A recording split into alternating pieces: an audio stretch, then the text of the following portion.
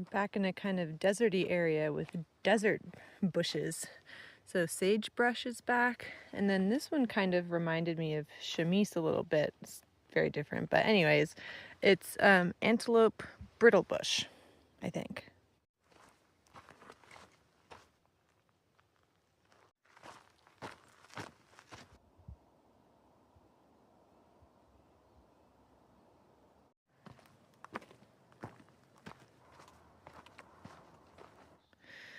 So I usually wear my calf sleeves because I'm trying to conserve sunscreen, but I'm trying to use up the last of my older sunscreen so I can throw it away in town. So I'm not wearing my calf sleeves. Maybe get them a little bit of sun. The difference is a little bit of dirt, but mostly a difference in tan. But now I can see better my calf muscles. This is like all muscle. They've gotten so big. Like, look at that. It's so satisfying. They're so strong. It's kind of hard to show, but the ground is very bumpy. The sign is a little destroyed by fire, but it's telling me that I'm definitely in a volcanic area. So there's going to be spatter cones, lava domes, and lava tubes. Some volcanic rock. Today is town day. I'm coming into Old Station, which is just basically a cafe and a gas station and a visitor center and some really cool lava tubes called the subway caves, I think. And I am really hungry this morning, so I'm hopeful that I will be able to eat a full breakfast at the cafe. My stomach is doing okay, not great. I also got cramps in addition to everything, just like for the normal reasons. And so I think for that reason, it's taking a little bit longer to get back to normal. But the rest of my body is regaining strength really well, and my muscles don't feel weak or fatigued anymore. Already a lot more volcanic landscape.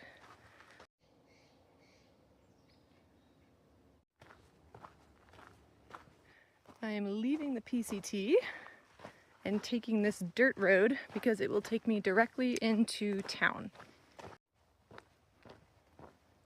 I considered whether or not I should go into Old Station,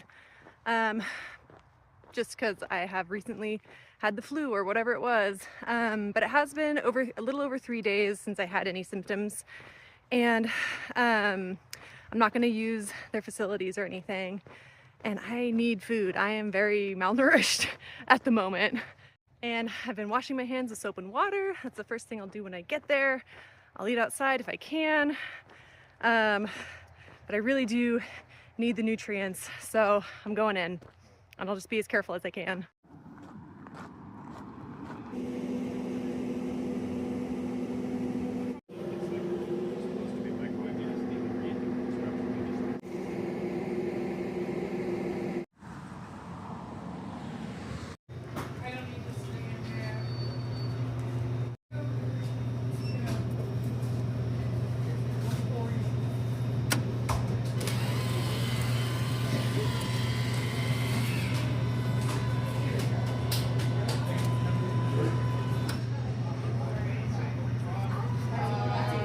The two things I really wanted in this town, or coming into town, was a fruit smoothie and fresh vegetables, neither of which I thought I was going to get here. And I did not really get fresh veggies, but I actually got a fruit smoothie. I knew they had a milkshake machine, and I was like, I don't think that's I can't do a milkshake, but a smoothie. I don't need much, but this is what I got from the gas station. They have these really nice local looking bars. Put my miso soup with that.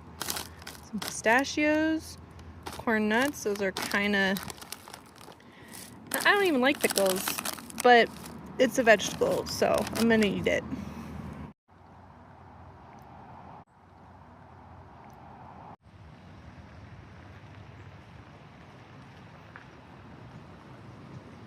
That was such a lovely little visitor center. So much good information about the geology and the volcanoes and the animal life, water, bathrooms. It's like a good place for people to go. And and unfortunately it is closing due to lack of funding this year.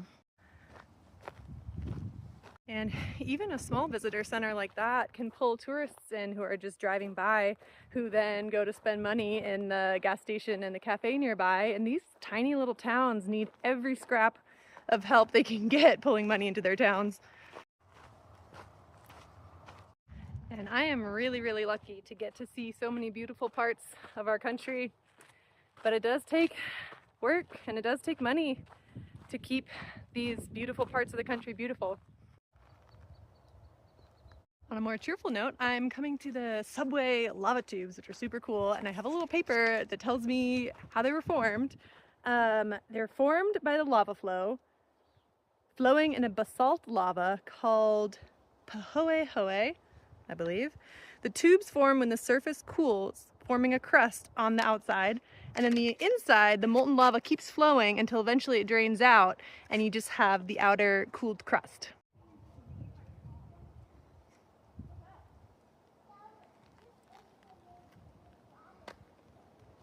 It's pretty hot up here today, but I think it's going to be a lot cooler in the caves.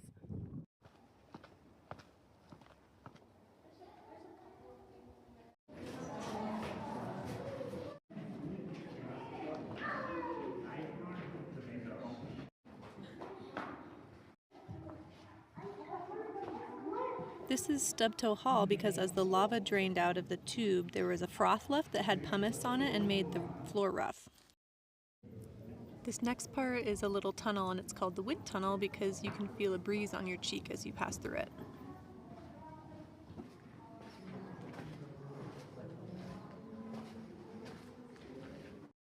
This is the sanctum, the largest chamber in the cave, with the ceiling 15 feet high and the roof 20 feet thick. This is Lucifer's cul-de-sac. It's a little cave offshoot of the larger cave, and it was formed when a small bit of lava branched off from the main flow and then returned to it. Also, someone scratched out the name Lucifer.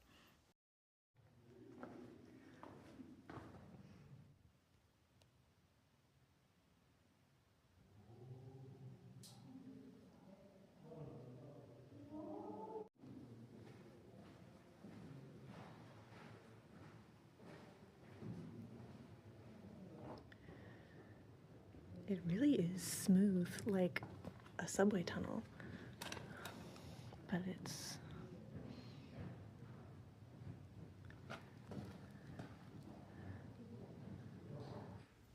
This is Lavasicle Lane, where after the magma drained out, the still molten lava started to drip from the ceiling and made little icicles. This partial collapse happened when the solidified lava cooled and shrank and cracked, and that weakened the shell enough so that in the places where it was thin, it collapsed. So this is where something collapsed. Well, how do we know something collapsed?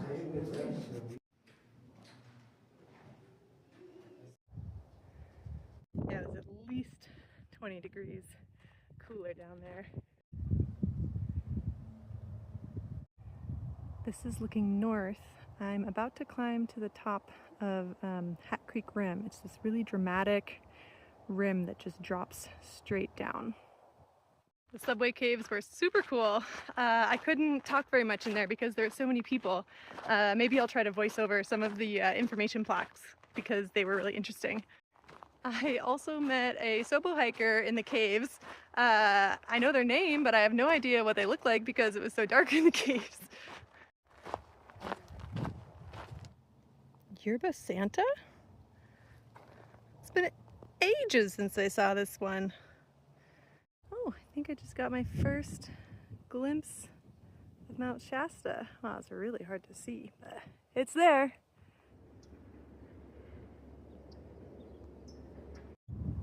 Over there is Sugarloaf Mountain.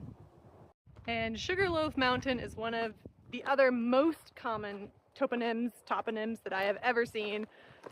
All of the mountains are named Sugarloaf Mountain, and fun fact, it's because sugar used to be sold in sugar loaves, and they looked like that. They're like little cones that were kind of smooth on top, and that's how you bought sugar. And then when you wanted some sugar, you would get your sugar nips, little pincers with some blades, and you would get some sugar off of the sugar loaf. So of course, this sugar loaf is, you know, green with trees right now, but in the winter when it's covered in snow, it is going to look like a sugar loaf. I just climbed on top of the rim. That's looking back south. There's Lassen Volcano Peak back there. Sugarloaf. Mount Shasta's hidden for the moment. Here is the Hat Creek Rim overlook. Not a single person here.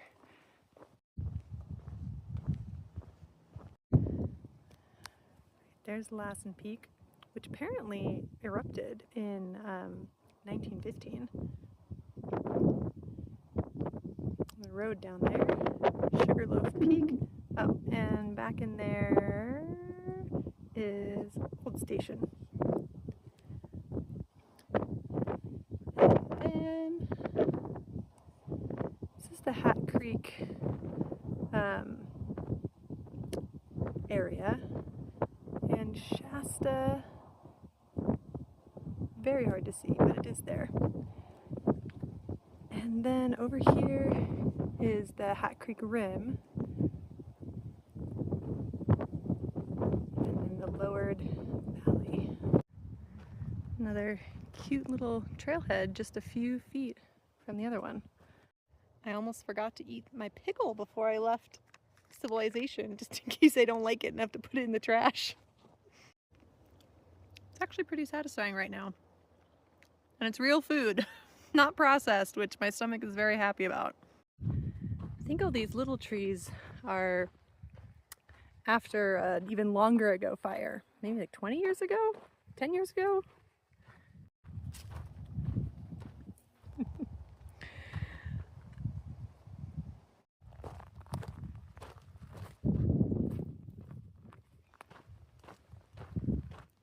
Velvet ant. I haven't seen one of those in a really long time.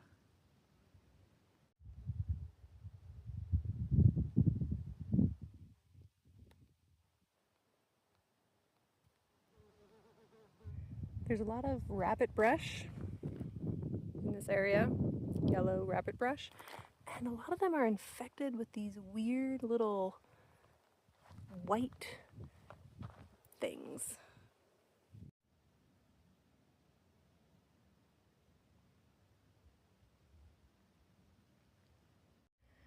Most of the ground cover is the same height, but every once in a while you get some little tall trees poking up.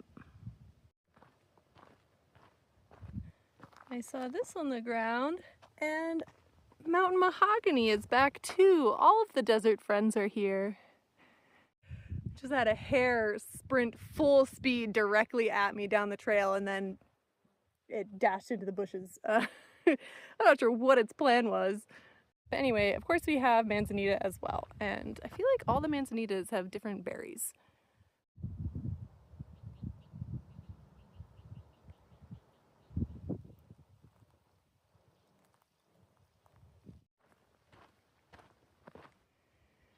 I camped up here last time. There's a trail that goes all the way down to the very bottom of the rim for water. And then I think we camped in here.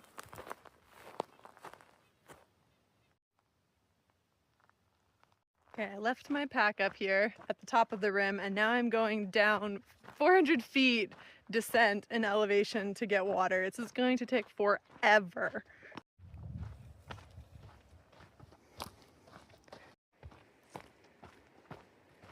It's really steep. I can hear it down there. I think I have a couple more switchbacks to go. I just saw a bear. He was on the trail and I scared him down the trail. Oh.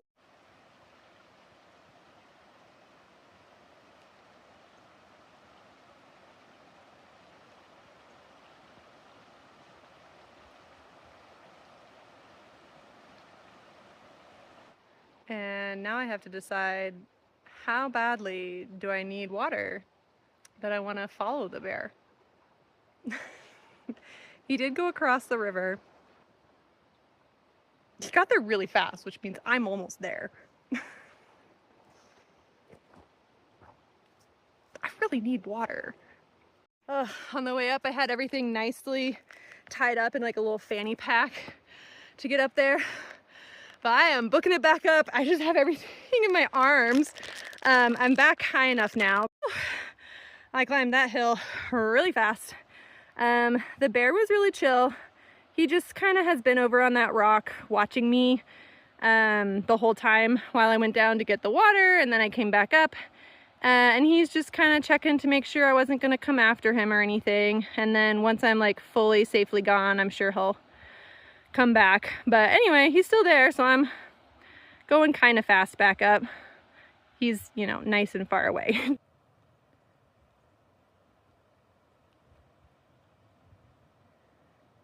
He's chill. He just waited to make sure I was not going to chase him. Then he went on his way. He was a little scaredy cat. You'd have to go down a little bit to see it though. I'm back up at the top of the rim and I met some more hikers. So the bear, I was coming down, I was almost to the water source, and then I ran into the bear, maybe 20, 30 yards away. It wasn't too close. And then we both froze, and then I yelled a tiny bit, and then it ran away. It did not take much. It just was sprinting away from me, crashing through the underbrush, across the stream, up to the rocks. But yeah, I still needed water. And since it was so scared of me and it clearly didn't want to interact with me, I figured it would be fine. And so I kept going down to the water, and I just kept talking to the bear and told it where I was and what I was doing and how long it was going to take. And then I got my water and I filtered it, and I got my second bottle and my third bottle. So I got my 2.7 liters. And he was fine. He just stayed there and he was really chill. And then I gathered all my stuff up and I went back up the hill, and he stayed on the other side the whole time.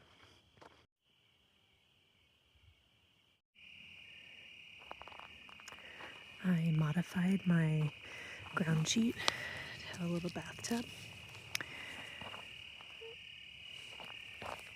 Ants are trying to find their way back.